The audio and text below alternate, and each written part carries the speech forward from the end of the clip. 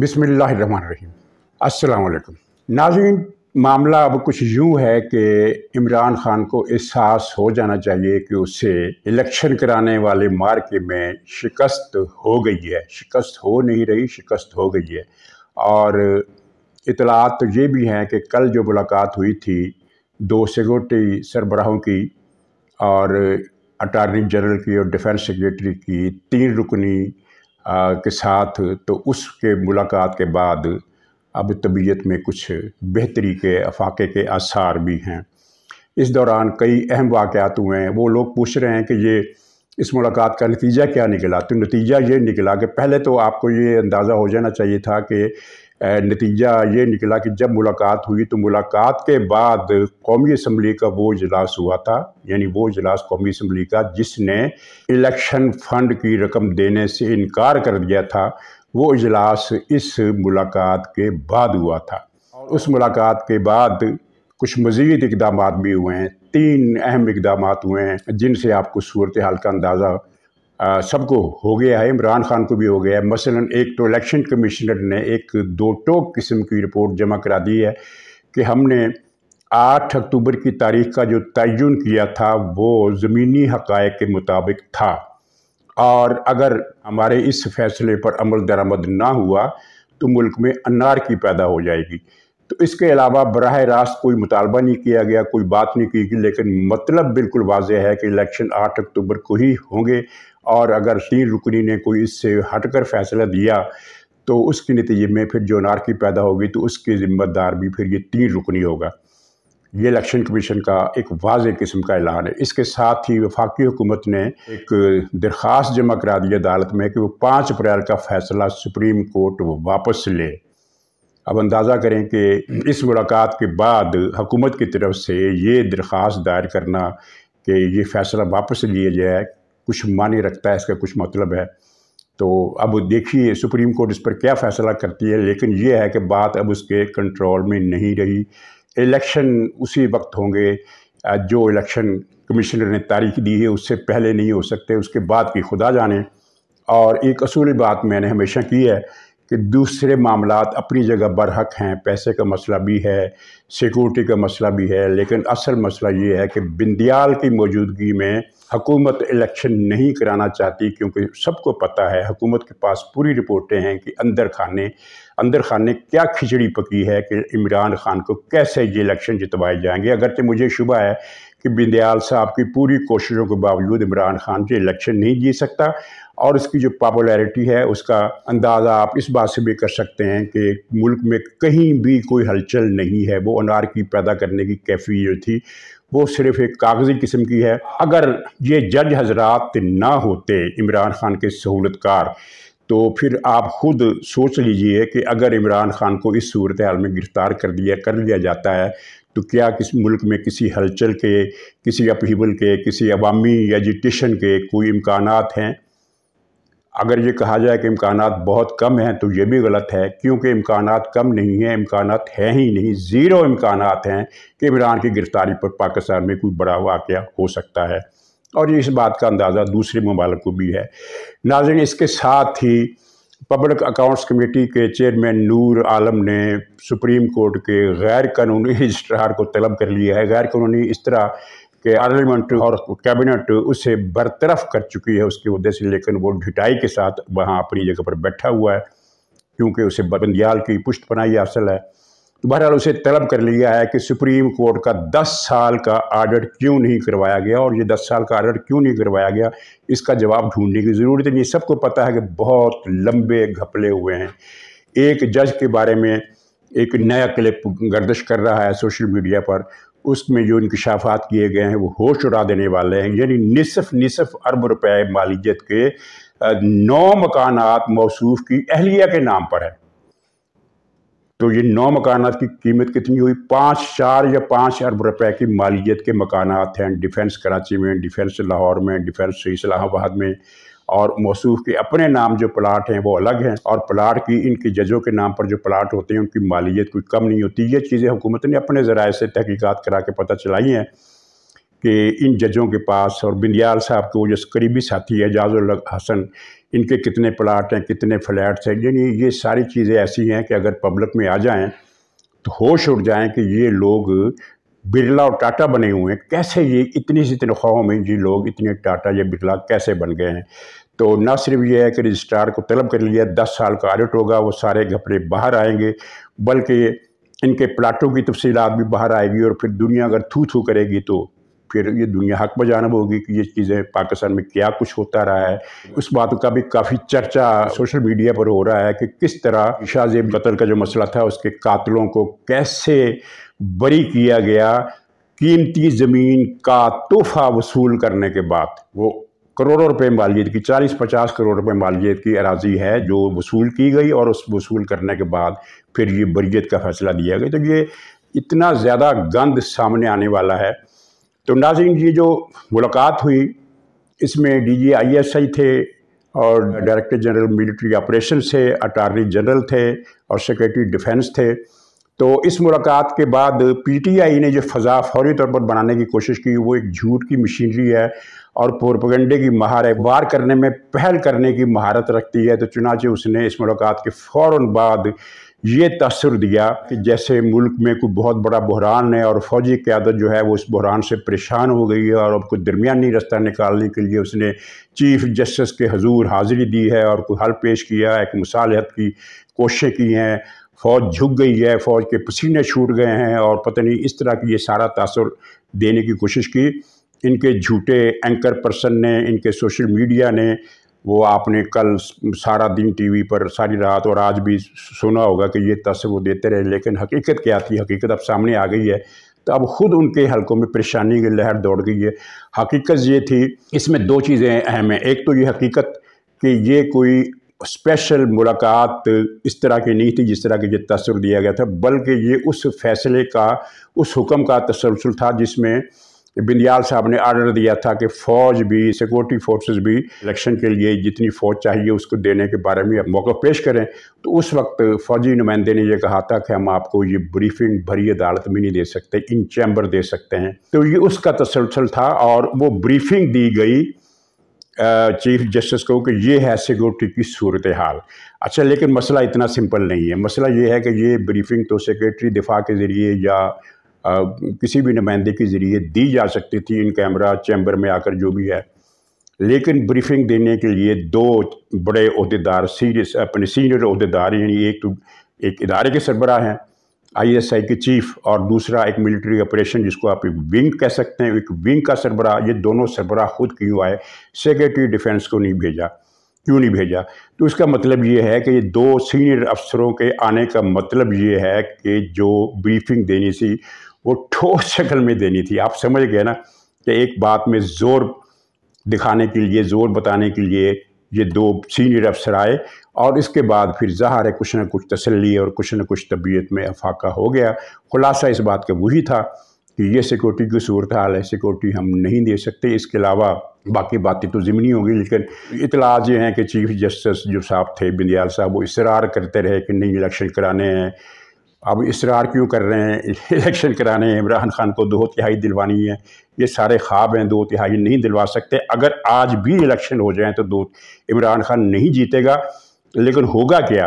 ہوگا یہ کہ ایک عدم استحکام پیدا ہوگا, کیونکہ بندیال صاحب نے, عمران خان نے جو کچھ وعدے وعید آپس میں کر رکھے ہیں, کئی وعدے ہیں نا اس میں. ایک تو وعدہ یہ ہے کہ آپ کو ہم ملک کا صدر بھی بنائیں گے, اور پھر ایک وعدہ یہ بھی ہے کہ وہ آپ کے بیٹے کو بھی چیف لگانا ہے. اس طرح کی باتیں چل رہی ہیں, ساری چیزیں ہر جگہ چل رہی ہیں, کو میں اکیلا نہیں کر رہا, بلکہ مجھ سے پہلے لوگوں نے یہ باتیں بتا رکھی ہیں کہ یہ چیزیں وعدے معاہدے ہوئے ہیں. تو اس کے بعد پھر ایک انارکی پیدا ہو گئی. تو یہ یعنی صورتحال جو ہے اس میں ان کی بھی جان پر بنی ہوئی ہے, لیکن اب انہیں اندازہ ہو گیا ہے کہ پیچھے ہٹنے کے سوا کوئی چارہ کار نہیں ہے, اور اب بھی اگر پیچھے نہیں ہٹیں گے تو ناظرین پیچھے ہٹا دیا جائے گا. یہ بات بالکل کلیئر ہے. تو ناظرین اس کے ساتھ یہ دوسری ڈیولپمنٹ ہوئی ہے اسی حوالے کے ساتھ, وہ یہ ہے کہ عمران خان اور اس کے سہولت کار اعظم کھڑپینچ نمبر 1 کی خواہش پر جو درمیانی رستہ نکالنے کی کوشش کی گئی تھی, کہ انہیں اندازہ تھا کہ ظاہر حکومت تو یہ حکم نہیں مانیں گی, تو پھر کچھ چلو فیس سیونگ کے لیے کچھ یہ ایک درمیانی رستہ نکال لیا جائے. تو ان سہولت کاروں نے سراج الحق صاحب کو آگے کیا حسب سابق, اور پہلے بھی استعمال ہوتے رہے سراج الحق صاحب, اس مرتبہ پھر استعمال ہو گئے. کہ ان کو آگے کیا کہ گول میز کانفرنس ہو اور مذاکرات میں ایک الیکشن کی تاریخ ہو، اور بنیادی نقطہ یہ تھا کہ چلو مئی نہ صحیح، جون نہ صحیح، جولائی، اگست، ستمبر میں کرا دیں الیکشن، یعنی بندیال صاحب کے ہوتے ہوئے الیکشن کرانے پر حکومت کو آمادہ کر لیا جائے۔ حالانکہ میں نے اور بہت سارے دوسرے لوگوں نے یہ بالکل کلیئر بتا دیا تھا کہ ستمبر کا چکر کوئی نہیں ہے، چکر ہے بندیال صاحب کب تک ہیں، یہ مذاکرات کامیاب نہیں ہو سکتے۔ اور اب اس کی ڈیولپمنٹ سامنے آ گئی ہے، نواز شریف صاحب نے ریجیکٹ کر دیا ہے اس تجویز کو، اور فضل الرحمان صاحب نے بھی ریجیکٹ کر دیا ہے۔ مطلب یہ ہے کہ حکومت یہ مذاکرات نہیں کرے گی اس گول میز کانفرنس میں یا اے پی سی میں، جو بھی سراج الحق سے نے بلائی ہے۔ امکان زیادہ ہے کہ یہ لوگ نہیں جائیں گے، اور اگر جائیں گے بھی تو نتیجہ کچھ نہیں نکلے گا، یعنی کہ سراج الحق صاحب کا مشن جو ہے وہ عید کے بعد شروع ہونا ہے، لیکن وہ عید سے پہلے ہی ناکام ہو کر فیل ہو گیا، ٹھوس ہو گیا، اور وہ ٹائم فش ہونے کا جو محاورہ ہے وہ یہاں استعمال ہو سکتا ہے۔ تو یہ جو ایک یعنی سائیڈ لائن پر جو ایک حل نکالنے کی کوشش کی گئی تھی، وہ بھی کوشش کامیاب نہیں ہو سکی اور معاملہ وہ ٹھپ ہو گیا۔ اچھا ناظرین، ایک بڑی اہم رپورٹ جرمن اخبار ڈی شپیگل میں چھپی ہے۔ اچھا یہ ویسا ہی بڑا اخبار ہے جرمنی کا، اور جس طرح امریکہ کا نیو یارک ٹائمز ہے یا واشنگٹن پوسٹ ہے، یا جس طرح برطانیہ کا دی ٹائمز ہے، گارجین ہے، اور وہ انڈیپینڈنٹ ہے، اس طرح کے جو اخبار ہیں یہ اسی طرح کا اخبار ہے، اور جرمنی کے حوالے سے اسے عالمی حلقوں میں بڑی اہمیت، یعنی دنیا کی جو اگر ہم 15-20 روزانہ اخباروں کا ایک لسٹ بنائیں تو اس میں جرمنی کا یہ اخبار شامل ہوگا امریکہ برطانیہ کے اخبارات کے بعد۔ تو اس اخبار نے ایک رپورٹ چھاپی ہے، وہ آپ نے پڑھ لی ہے، لیکن اس کی اہمیت بڑی قابل ذکر ہے کہ وہ صرف ایک سادہ قسم کا تبصرہ نہیں ہے، اس میں کچھ معنی خیز باتیں بھی ہیں۔ مثلا اس میں ایک تو عمران خان سے انٹرویو کیا گیا، لیکن انٹرویو کے علاوہ اپنی کمنٹری دی گئی ہے، اور اس کمنٹری میں صاف الفاظ میں لکھا گیا ہے کہ عمران خان کے 3.5 سالہ دور حکومت میں پاکستان کی کیا حالت ہوئی۔ یہ نمبر 1 یہ کہ سرمایہ کاری کم ہوئی، غیر ملکی سرمایہ کاری کم ہوئی۔ نمبر 2 خارجہ محاذ پر پاکستان سفارتی طور پر تنہا ہو گیا۔ یہ وہ بات ہم لوگ بھی کرتے رہے ہیں کہ عمران خان نے پاکستان کو تنہا کر دیا ہے، اور پی ٹی آئی والے یہ غل مچایا کرتے تھے کہ نہیں ہم نے تو پتہ نہیں دنیا فتح کر لی، امریکہ ہمارا غلام، سعودی عرب عمران خان کا عاشق، چین عمران خان پر جان نثار کرنے کے لیے تیار، پیوٹن جو ہے وہ عمران خان کا جیالہ سپاہی، اس طرح کی باتیں۔ حقیقت کیا تھی وہ یہ تھی، اور یہ ڈی شپیگل نے واشگاف الفاظ میں یہ بات لکھ دی ہے کہ عمران خان کے دور میں پاکستان سفارتی تنہائی کا شکار ہوا۔ تیسری بات اس نے لکھی کہ پاکستان میں عدم استحکام عمران خان کے دور میں ہوا، اور چوتھی بات یہ لکھی کہ پاکستان کو دیوالیہ پن کا سامنا تھا عمران خان کے دور میں۔ اب یہ ہے وہ اہم بات جو ہم کرتے رہے ہیں، دیوالیہ ہونے کا خطرہ تھا پاکستان کو۔ دوسرے الفاظ میں اخبار یہ تسلیم کر رہا ہے کہ عمران خان کے جانے کے بعد وہ خطرہ ٹل گیا، کیونکہ اخبار کے الفاظ ہیں کہ عمران خان کے دور میں پاکستان کو دیوالیہ ہونے کا سامنا تھا۔ یہ نہیں لکھا کہ عمران خان کے وجہ سے پاکستان کو اب بھی دیوالیہ ہونے کا خطرہ ہے، وہ خطرہ تھا، یعنی اب ٹل گیا ہے عمران خان کے جانے کے بعد۔ لیکن اس میں جو زیادہ اہم بات ہے وہ یہ ہے کہ اخبار نے تو یہ نہیں لکھا کہ دیوالیہ ہونے کا خطرہ کیوں تھا۔ بہت سارے لوگ یہ کہتے رہے ہیں کہ عمران خان کی ٹیم نالائق تھی، انہیں معیشت کا کچھ پتہ نہیں تھا، غلط فیصلے کیے۔ حضور یہ سارا 100% جھوٹ ہے۔ عمران خان کا ایجنڈا تھا پاکستان کو پچھلے مئی میں دیوالیہ کرنے کا، آج 2 مئی آنے والا ہے، یعنی 1 سال پہلے پاکستان نے دیوالیہ ہو جانا تھا۔ عمران خان کی ٹارگیٹ قسم کی جو پلاننگ تھی، ٹارگیٹڈ قسم کی جو پلاننگ تھی، اس میں مئی کا مہینہ عمران خان نے طے کر رکھا تھا کہ مئی میں پاکستان کو ڈیفالٹ کروا دیا جائے گا۔ اب یہاں پھر کئی لوگ پوچھتے ہیں کہ عمران خان کو پاکستان کے ڈیفالٹ کرنے سے کیا فائدہ ہونا تھا؟ تو فائدہ جناب یہ ہونا تھا، ایک مقصد حل ہونا تھا۔ مقصد کیا تھا؟ مقصد یہ تھا کہ پاکستان اتنا زیادہ مجبور ہو جائے اپنی زندگی، اپنی سانس کی ڈوری برقرار رکھنے کے لیے یہ ایٹمی ہتھیار بیچنے پر تیار ہو جائے۔ ایٹمی ہتھیار بیچنے کا فلسفہ سیدھا سا ہے کہ عالمی اداروں سے کہا جائے کہ تم ایٹمی ہتھیاروں کی نگرانی اپنے پاس لے لو، دوسرے لفظوں میں پاکستان اپنے ایٹمی ہتھیاروں سے دستبردار ہو جائے۔ اس کے عوض پھر امریکہ نے، برطانیہ نے، فرانس نے اور عالمی اداروں نے پاکستان کو کچھ رقم دینی تھی۔ और उस रकम से फिर पाकिस्तान दिवालियेपन से निकलता, कुछ कर्जे भी अदा करता और ज़िंदगी का रिश्ता, सांस की डोरी जोड़े रखने के लिए उस रकम का सहारा इसे दरकार होता जो उसे मिल जाता। तो ये थी इमरान की प्लानिंग। अब आप देख नहीं रहे कि इमरान खान की हमायत में कादियानी किस तरह उभर कर सामने आए। वो जो अमेरिका का डॉक्टर है, जो इसका इमरान खान का वहाँ पीटीआई का सबसे अहम लीडर, जो पीटीआई अमेरिका की पीटीआई को चला रहा है, उसके मिर्ज़ा मसरूर अहमद के साथ हालिया मुलाकातों की तस्वीरें भी सामने आ गई हैं। यानी एक्टिव हो गए हैं, गौहर नशाही एक्टिव हो गए। वैसे गौहर नशाही से भी उस अल गौहर नशाही उसका बेटा है, वो जो मर गया मरदूद, वो गौहर नशाही झूठा नबूवत का दावा करने वाला, और ये खुद भी इसने शराब, नशे और ज़नाकारी का अड्डा बना रखा है, जिसे ये रूहानियात का मरकज़ कहता है।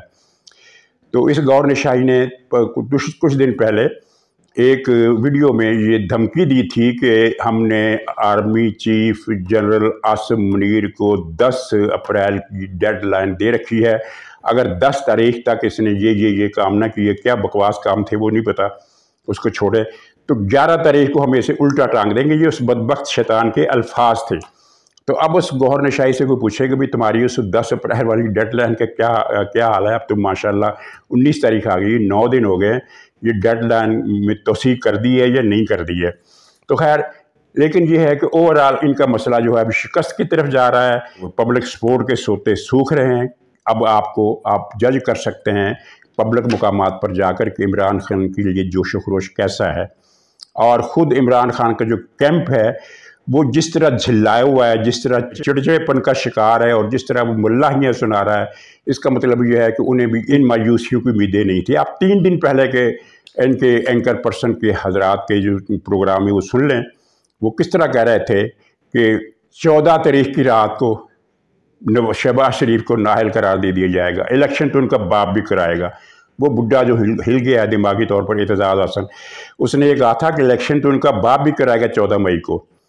तो अब वो उलट तरीके से गालियां दे रहे हैं कि ये तो आइन ख़त्म हो गया, ये तो मुल्क ख़त्म हो गया, ये तो चीफ जस्टिस की बात नहीं मानेंगे, ये तो फलां हो गया, ये तो फलां हो गया। हालांकि इन कानूनदानों को अच्छी तरह पता है कि पाकिस्तान के आइन में ये बात लिखी है कि अगर कोई काम मुकर्रर तारीख तक ना हो सके तो उसमें तोसी हो सकती है। और दूसरे ये भी लिखा हुआ है कि इलेक्शन कमिश्नर को अपनी ऐलान करदा तारीख को आगे ले जाने का पूरा इख्तियार है। आइन के मुताबिक हो रहा है, जो कुछ सब कुछ जो हो रहा है आइन के मुताबिक हो रहा है। और अगर आइन की वायलेशन हो रही है तो इमरान खान के सहूलतकारों की तरफ से हो रही है, इस बात में अब कोई दो राय रही नहीं। तो अब का जो मंजरनामा है, मैंने ये अर्ज़ किया था कि 2 मई तक कई और अहम वाक़यात होने हैं, तो इनका इंतज़ार कीजिए। और उम्मीद है परसों, आज 19 है, कल रात या परसों ये काबीना की तरफ से उस आइन साजी का नोटिफिकेशन हो जाएगा, जिसको आइन कानून बनने से पहले ही 3 रुकनी ने मुअत्तल कर दिया है। ये भी एक अदल, इंसाफ और कानून की एक नई मिसाल उन्होंने रकम की कि किसी अदालत को ये इख्तियार ही नहीं होता कि वो किसी ऐसे कानून को मुअत्तल कर दे जो अभी कानून साजी के मरहले में हो, अभी उसका नोटिफिकेशन ना हुआ हो। तो नोटिफिकेशन करने से पहले ही उसे मुअत्तल कर दिया। तो अब उस मुअत्तली के बावजूद कल वो नोटिफिकेशन होने वाला है, तो उसके बाद ये अदलिया क्या करेगी। खुलासा ये है कि अब तबीयत में कुछ अफाका है, अगर तबीयत दोबारा ख़राब हो जाए तो इंशाअल्लाह उसका इलाज भी हो जाएगा। तो नाज़रीन इजाज़त दीजिए, इंशाअल्लाह अगले व्लॉग में फिर मुलाकात होगी, तब तक के लिए खुदा हाफ़िज़।